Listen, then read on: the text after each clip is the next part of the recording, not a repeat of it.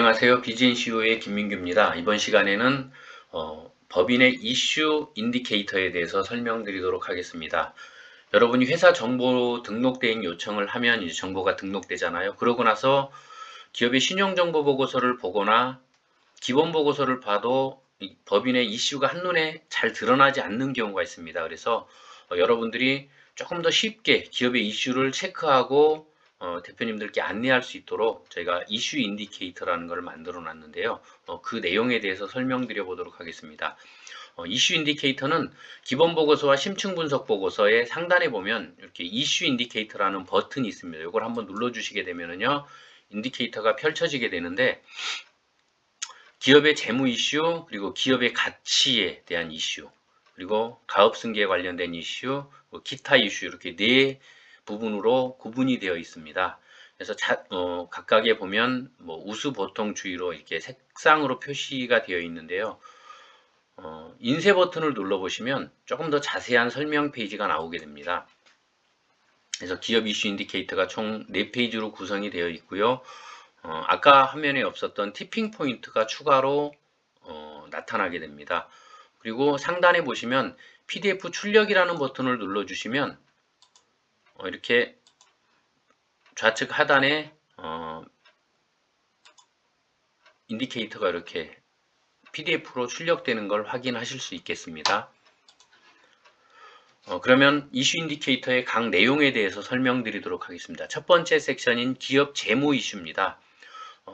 기업의 이제 신용도, 일반적으로 기업의 재무는 특정 재무 비율 하나만 갖고 판단할 수는 없고요. 복합적으로 전체를 다 확인을 해봐야 되는데, 기업의 신용도는 크게 신용등급과 현금 흐름 등급으로 구분할 수 있습니다. 신용등급은요, 이제 트리플 A부터 이제 C까지 이렇게 구성이 되어 있는데, 트리플 A, 더블 A, 트리플 B, 더블 B, 이런 식으로 되어 있는데, 적어도 더블 B 이상 정도는 되어줘야 이제 신용 등급이 양호하다고 할 수가 있고요.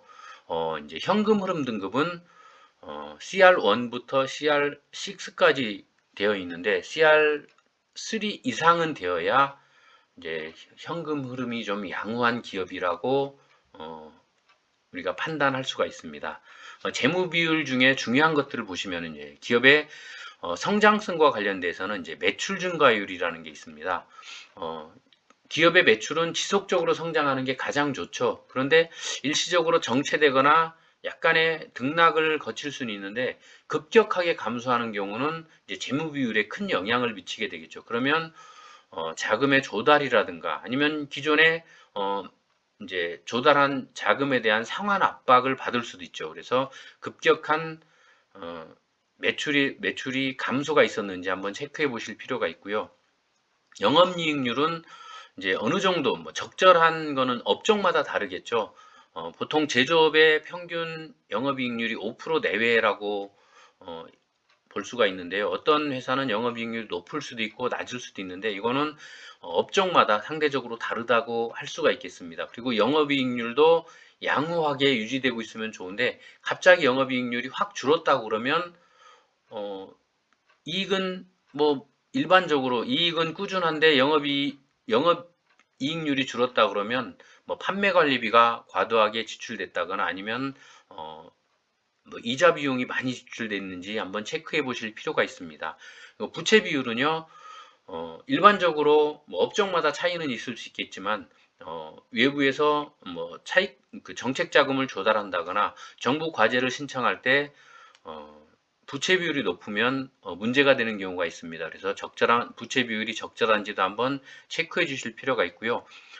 기업의 이제 기업의 활동성이 원활한가를 체크하는 중요한 지표로 이제 매출 채권 회전율을 볼 수가 있습니다. 매출이 발생한 후에 얼마나 빨리 현금화되는지에 대한 지표거든요. 그래서 일반적으로 조금 더 쉽게 얘기하면 매달 월급 받는 분들은 이제 그 매출 채권 회전율이 10이라고 보시면 되겠죠. 10이라고 그러면 한 달 만에 현금화 된다라는 얘기고요. 이 매출 채권 회전율은 높을수록 이제 기업의 활동성이 양호하다고 말할 수 있습니다. 유동 비율과 당좌 비율이라는 건 유동 비율은 자산 중에 유동자산의 비율이 얼마나 되느냐입니다. 유동이라는 거는 쉽게 현금화될 수 있는 자산을 유동자산이라고 그러죠. 그 유동자산의 비율이 얼마인지를 체크해 보는 거고요. 그 다음에 이제 당좌 비율이라는 건 그 유동자산 중에서 이제 당장 현금화가 가능한 뭐 재고자산 이런 거 말고 현금화가 가능한 자산이 얼마나 많이 있느냐라는 의미죠. 그래서 유동자산, 유동비율과 당좌 비율은 높을수록 좋다고 얘기할 수 있겠습니다. 예, 다음으로 이제 기업 가치에 관련된 이슈에 대해서 설명드려 보겠습니다.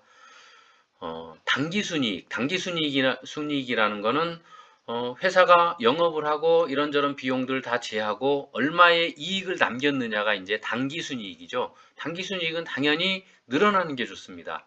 약간의 등락을 거듭할 수 있긴 하겠지만은요. 갑자기 단기순이익이 쭉 줄어들었다 그러면 이유를 한번 체크해 봐야 될 거고요. 그다음에 뭐 대출 이자나 영업의 비용이 크게 지출된 건 없는지 한번 체크해 봐야 됩니다. 그리고 이익잉여금이라는 거는 이 회사의 경우는 41억이라는 이익잉여금이 있는데 이익잉여금은 당기순이익이 기수를 거치면서 점점 누적된 게 이제 이익잉여금이라고 할 수 있죠. 근데 이익잉여금이 41억이나 되는데 왜 빨간색일까요? 상장 기업 같은 경우는 이익잉여금이 많으면 좋겠죠. 그게 이제 바로 주식 가치에 반영이 될 텐데 비상장 기업 같은 경우는 이익잉여금이 많다고 무조건 좋은 건 아닙니다. 왜 그러냐면 비상장 기업은 주식이 쉽게 거래되는 게 아니지 않습니까? 그래서 주식이 나중에 양도가 되거나 증여가 되거나 아니면 상속이 될 때 이익잉여금이 많으면 주식 가치를 높이게 되고 과도한 세금이 발생하게 되기 때문에 적절한 이익잉여금 유지가 필요하다고 할 수 있겠습니다. 사람이 뭐 나이가 들면 일반적으로 보면 점점 이렇게 몸무게가 늘어나게 되는데요. 몸무게가 계속 늘어나는 게 꼭 좋지만 않습니다.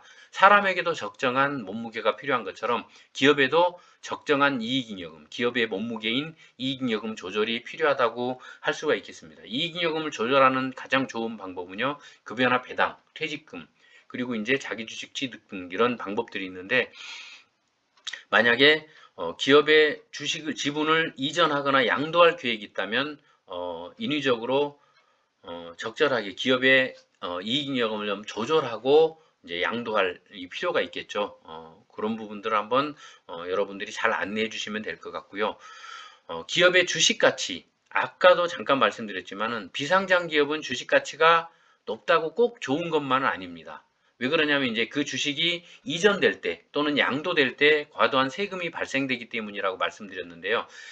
비상장 기업의 주식은 보통 얼마나 그 회사가 이제 상장 기업 같은 경우는 주식이 거래소에서 거래가 되기 때문에 그 시가에 의해서 시가로 이제 시장에서 주식의 가치를 결정하죠. 그 회사의 가치를 결정하게 되는데 비상장 기업은 주식이 거래가 되지 않습니다. 그렇기 때문에 보충적 평가 방법에 의해서 이제 주식의 가치를 계산하는데 그 보충적 평가 방법은요.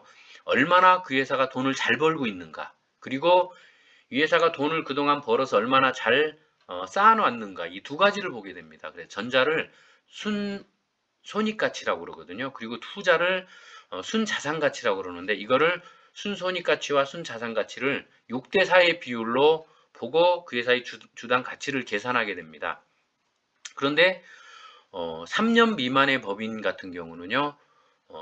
순손익가치를 보지 않습니다. 순자산가치만 보는데 3년 미만의 기업인데 지금 돈을 잘 벌고 있는 기업 같은 경우는요. 3년 후에는 주식 가치가 순손익 가치를 반영하기 때문에 굉장히 커지겠죠. 그래서 3년 미만의 법인은 주식 가치가 크게 커지기 전에 가족들이나 가족에게 이렇게 이전할 필요가 있습니다. 그래서 3년 미만의 순자산 가치만 반영됐을 때 3년 미만의 법인이 자산이 클 리는 없겠죠. 그래서 순자산 가치만으로 법인의 가치를 판정할 때 빨리 이전하는 게 좋습니다. 그래서 이것만 전문적으로 컨설팅 하시는 분들도 계시더라고요. 그래서 3년 미만 법인인지 한번 체크해 보실 필요가 있고요. 부동산 과다보유 법인 일반적으로 자산 중에 부동산 자산이 토지나 건물이 50%를 넘어가는 법인은 부동산 과다법인이라고 얘기를 하거든요. 이 부동산 과다법인 같은 경우는 아까 말씀드린 얼마나 잘 버느냐, 얼마나 많이 쌓아놨느냐, 이 비율이 6대 4라고 그랬는데 이게 반대로 바뀝니다. 그래서 4대 6의 비율로 적용을 하게 되고요. 또 부동산의 비율이 80%가 넘게 되면 부동산 넘는 법인 같은 경우는 아예 순자산 가치로만 법인의 가치를 평가하기 때문에 이런 회사는 법인의 가치를 인위적으로 떨어뜨리려고 해도 잘 떨어지지가 않습니다. 그래서 그런 회사는 조금 더 한번 체크해 주셔야 될 필요가 있고요. 그리고 대표의 급여와 퇴직금 이걸 어떻게 지금 되어 있는지도 여러분이 한번 체크해 주실 필요가 있습니다. 대표의 급여를 보면은요, 보통 법인들 보면 처음에 법인을 설립할 때 급여를 설정해 놓은 그 급여가 뭐 5년이 지나고 10년이 지나고 계속 그 급여대로 가시는 대표님들이 계세요. 그래서 대표님들한테 한번 여쭤봅니다. 아니, 대표님, 왜 급여를 안 올리시고 그대로 이렇게 가고 계세요? 그러면 대표님들 답을 하실 때 뭐라고 답하시냐면은 급여를 올려봤자 소득세만 늘어나니까 굳이 급여를 올릴 필요가 있나요? 라고 대답을 하시는 대표님들이 많이 계시거든요. 근데 보통 비상장 기업 같은 경우는 거의 대표님이 대주주입니다. 대부분의 지분을 갖고 계시기 때문에 이제 그 법인은 대표님 개인 법인이라고 사실 봐도 무방한데요. 개인 입장에서 보면 급여를 올리면 소득세가 증가하겠죠. 근데 법인 입장에서 보면은요, 급여를 올리면 급여가 비용으로 나가게 됩니다. 그리고 급여를 올린 만큼 사대보험료가 늘어나겠죠. 그러면 그만큼 또 법인의 비용이 늘어나게 됩니다. 그러면 법인세가 줄어들죠. 그래서 이런 것들을 다 감안하게 되면은요, 법인 입장에서 보면은 그렇게 큰 금액의 세금이 발생하지가 않습니다. 그래서 대표님, 생각보다 그렇게 세금이 많이 발생하지 않으니까 급여를 충분히 올리셔도 좋습니다라고 안내를 해주시면 좋고요. 대표의 급여가 적으면 어떤 문제가 발생하냐면요. 대표님이 처분할 수 있는 가처분 소득이 줄어들게 되겠죠. 그래서 가지급금이 발생할 수 있는 요인들도 있습니다. 그래서 대표님의 급여는 적절하게 설정해 주시면 좋다라고 안내해 주시면 되고요. 그리고 대표님의 급여를 적절하게 설정을 해 주셔야만 그것과 연동돼서 퇴직금이 늘어납니다. 그래서 이 퇴직금이라는 거는요, 법인의 자금을 대표님이 개인화하는데 가장 낮은 세율로 또 큰 금액으로 가져갈 수 있는 게 퇴직금이기 때문에 퇴직금을 잘 설정해 주시는 게 좋고요. 이 퇴직금은 정관에 지급 배수부터 잘 설정이 되어 있어야 되겠죠. 정관에 정리되어 있는, 정관에 규정되어 있는 금액만큼만 가져갈 수 있기 때문에 퇴직금 지급 규정이 정관에 잘 정비되어 있는지도 한번 체크해 주셔야 됩니다. 그리고 대부분의 기업들이 대표의 퇴직금을 큰 금액을 일시에 지급할 수 있을 정도의 자금 유동성이 있지 않습니다. 그래서 대표님의 퇴직금은 미리미리 사회에 적립해 주시는 걸 권해 주시는 게 좋죠. 그래서 보장성 보험으로 일반적으로 많이 활용을 하시죠. 그래서 대표의 퇴직금이 적절하게 잘 준비될 수 있도록 정관의 대표의 퇴직금을 충분히 규정해 놔서 대표님이 예를 들어서 10억의 퇴직금을 가져가시기로 규정을 해놨어요. 대표님의 퇴직금은 계산해 보니 10억인데 가져갈 돈이 없어요. 그러면 여기서 또 문제가 발생할 수 있어요. 그렇기 때문에 대표의 퇴직금을 지급할 수 있는 여력이 안 될 경우는 반대의 경우로 퇴직금 지급 배수를, 퇴직금 지급 규정을 규정해야 될 필요도 있습니다. 그래서 이 부분은 여러분들이 정관과 대표의 퇴직금은 잘 체크해 보시고요. 그리고 대표님이 적절하게 퇴직금을 잘 준비하실 수 있도록 안내해 주실 필요도 있습니다. 그리고 대표의 지분이 65%인데 왜 여기는 노랗게 표시가 되어 있을까요? 대표의 지분이 너무 적어서 그럴까요? 그게 아니고 뭐 비상장 기업 같은 경우는 대표의 지분, 뭐 가족 지분, 특수관계의 지분이 거의 대부분입니다. 그런데 대표에게 지분이 너무 많이 몰려 있는 게 좋을까요? 앞에서도 잠깐 말씀드렸죠. 대표에게 지분이 너무 많이 몰려 있으면 그 지분이 증여나 상속이나 승계될 때 과도한 세금이 발생하게 됩니다. 그래서 대표의 지분을 미리미리 가족들에게 나눠주는 게 좋습니다. 그래서 대표의 회사의 주식 가치가 낮을 때 미리 증여해 놓게 되면 나중에 지분이 커져도 주식 가치가 커져도 이제 통행세를 훨씬 더 세이브할 수 있게 되겠죠. 그래서 대표의 지분을 미리미리 좀 가족들에게 나눠주시라, 이렇게 여러분이 지분 설계를 좀 안내해 주실 필요가 있고요. 이익준비금이라는 거는 지금 이익준비금이 계속 늘고 있는데, 이익준비금이라는 건 어떤 거냐면 배당을 하게 되면 상법상 배당 금액의 총 배당 금액의 10%를 이익준비금으로 쌓아놓도록 규정되어 있습니다. 이익준비금은 무한정 쌓는 건 아니고요. 자본금의 50%가 될 때까지는 의무적으로 쌓게 돼 있고요. 그 이유는 회사에서 판단해서 쌓을 수도 있고 안 쌓을 수도 있고, 그건 회사에서 결정하면 되는 겁니다. 그래서 이익준비금이 꾸준히 늘고 있다, 그럼 이 회사는 주기적으로 배당을 하고 있구나라는 여러분들이 체크해 보실 수 있는 거고요.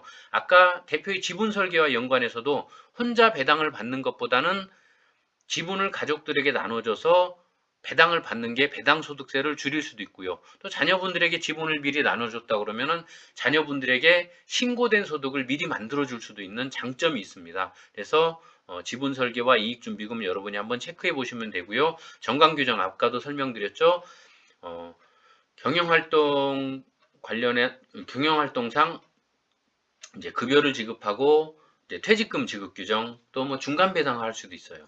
이런 것들이 정관에 규정이 되어 있으면 할 수 있거든요. 그래서 이런 것들이 정관에 잘 규정이 되어 있는지 여러분이 체크해 주실 필요가 있습니다.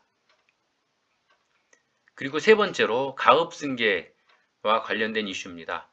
제가 법인 대표님들 만나서 이제 꼭 여쭤보는 게, 대표님 언제까지 회사를 운영을 하실 계획이에요? 하고 뭐 여쭤보면은요, 뭐 보통 뭐 50대 중반이면은 회사 정리하고 뭐 좀 편하게 좀 지내야지, 뭐 이렇게 말씀하시는 대표님들이 많아요. 그러면 이제 회사를 정리할 때 뭐 자녀분한테 넘겨주실 건가요? 이렇게 여쭤보면은요, 대표님들 뭐라고 대답을 하시냐면은, 아이고 애들은 자기 일을 해야죠. 나는 그냥 이거 뭐 누구한테 양도하거나 청산하거나 그렇게 하고 그냥 편하게 좀 노후에 이렇게 편하게 여행도 하면서 이렇게 실 계획입니다라고 말씀하시는데, 뭐 10여 년 전에 그렇게 말씀하셨던 대표님들 아직도 현직에 계십니다. 대부분 그래요. 그리고 대부분 그 자녀분들이 회사에 들어와 계세요. 그래서 이 회사가 10년 이상 된 법인인지, 그리고 대표님이 50대가 넘었는지, 그러면 이제 50대가 넘었으면 가업승계라는 거는 뭐 1, 2년에 짧게 준비할 수 있는 게 아니거든요. 그래서 미리미리 가업승계를 좀 안내해 주시고 준비할 수 있는 방법, 이제 증여세 과세 특례라든가 아니면 가업 상속이라든가 이런 방법에 대해서도 여러분이 안내해 주실 필요가 있습니다. 그리고 이제 CEO 유고시의 부족자금, 여기 위에사인 44억이라는 금액은요, 어떻게 나왔냐면, 이 회사의 이제 44억에는 단기 차입금, 그리고 이제 매입 채무는 누군가 우리 회사를 위해서 일을 해주고 우리가 그 회사에 줘야 될 돈이죠.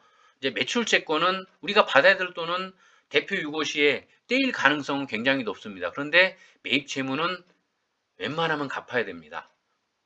그리고 또 그 회사의 비상 경영 자금으로 6개월 정도의 판매 관리비, 판관비라고 그러죠. 판매 관리비를 합한 금액이 44억이라고 보시면 됩니다. 네, 중소기업의 대표이사는요, 그 회사의 전투력의 절반 이상을 차지합니다. 그 대표한테 유고가 생겼어요. 그럼 그 회사에는 어떤 일이 발생할까요? 우선 매입 채무는 바로 상환 요청이 들어오겠죠. 그리고 은행의 단기 대여금 같은 경우 바로 상환 압박이 들어옵니다. 그리고 이제 뭐 기보나 신보 같은 데서 보증한 장기 대여금, 이런 것들도 만기 연장이 안 되겠죠. 그리고 이제 대표의 가족들이 전문성이 있을까요? 그러면 이제 핵심 인재들이 흔들리기 시작합니다. 핵심 인재들이 이제 이 회사에 대해서 이제 계속 유지될 건지에 대한 회의감을 갖게 되고요. 그 사람들이 이탈하게 되면 이제 줄줄이로 이제 퇴사론이 발생할 수 있겠죠. 그러면 이제 갑자기 예상치 않았던 퇴직금 지급 이슈가 발생하게 되고요. 회사는 점점 더 어려워지게 됩니다. 그래서 CEO 유고시의 부족자금, 보장성 보험 등이 가장 효율적인 방법이겠죠. 그래서 미리미리 준비하시도록 안내할 필요가 있는 거고요.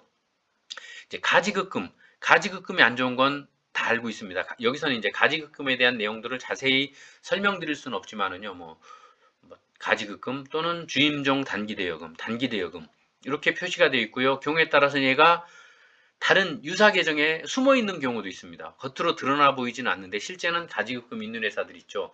이제 가지급금은 이제 이자가 발생하게 되죠. 그러면 그게 대표의 책임, 결국은 대표의 책임이기 때문에 대표에게 소득세가 발생할 수도 있고요. 법인에서는 법인세가 발생할 수도 있습니다. 그리고 이 가지급금은요, 언젠가는 갚아야 될 돈이에요. 그렇기 때문에 가지급금이 있는지를 여러분이 한번 체크해 주실 필요가 있고요. 명의신탁 주식. 이 회사의 설립일이 2001년 7월, 2001년 7월이라는 7월 이전에 설립된 법인은 발기인 요건이 3명 이상의 발기인 요건이 있을 때였습니다. 그래서 2001년 7월 이전에 설립된 법인인데 주주명부를 봤더니 타인 지분이 있어요. 그러면 이 회사는 명의신탁 주식일 가능성이 굉장히 높습니다. 그래서 여러분들이 이걸 한번 체크해 보셔야 되고요.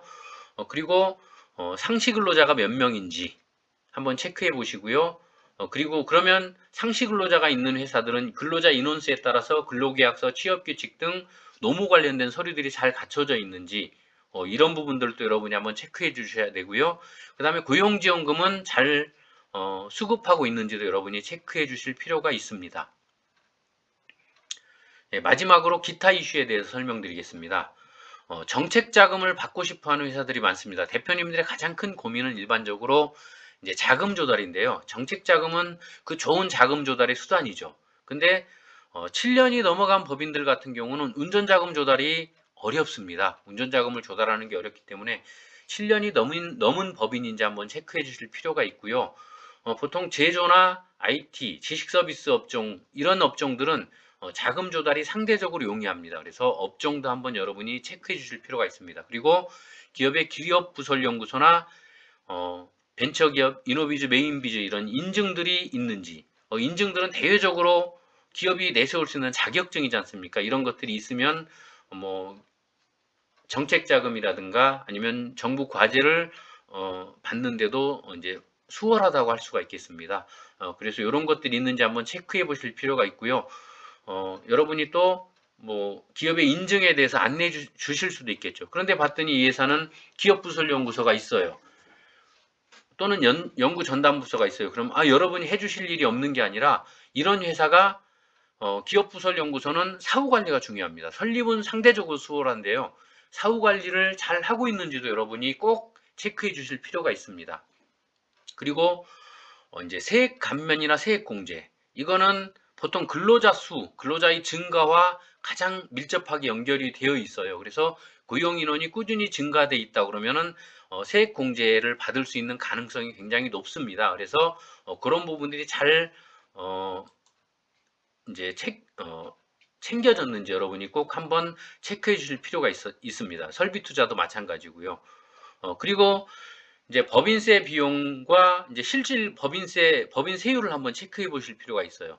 이 회사 같은 경우는 아까 위에서 보면은 당기순이익이 5억 정도 됐거든요. 그런데 법인세 비용이 당기순이익이 5억이면 약 8천만 원 정도의 법인세를 내야 되거든요. 일반적으로. 그런데 여기는 그 10분의 1 정도밖에, 약 900만 원 정도밖에 법인세를 납부하지 않았어요.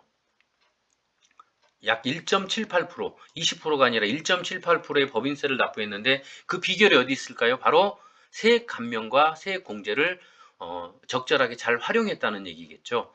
그래서 세액 공제와 세액 감면을 받을 사유는 주로 근로자 수의 증가와 많이 관련돼 있다고 말씀드렸죠. 그래서 이런 부분들 여러분이 면밀히 체크하셔서 분명히 세액 공제와 감면을 받을 수 있는 요인들이 있는데 못 받았어. 그러면 여러분이 한번 체크해 주시고 경정 청구를 안내해 주실 수도 있을 겁니다. 그리고 이제 기타적인 사항으로는요. 주식 발행 초과금이라는 게 있습니다. 주식 발행 초과금은 주식 발행 초과금이 있으면 외부 투자를 받았거나 또는 출자 전환이 있는지를 한번 확인해 출자 전환이 있다라는 이제 증거가 되겠죠. 그래서 주식 발행 초과금이 있는지 한번 체크해 보실 필요가 있고요. 여기서는 이제 주식 발행 초과금에 대한 자세한 설명은 생략하도록 하겠습니다. 그리고 일반적으로 보면 액면가 곱하기 발행주수를 하면 자본금이 나오거든요. 그런데 어떤 회사를 보다 보면 등기부등본상에 액면가에 발행주수를 곱했더니 자본금이 아닌 경우가 있어요.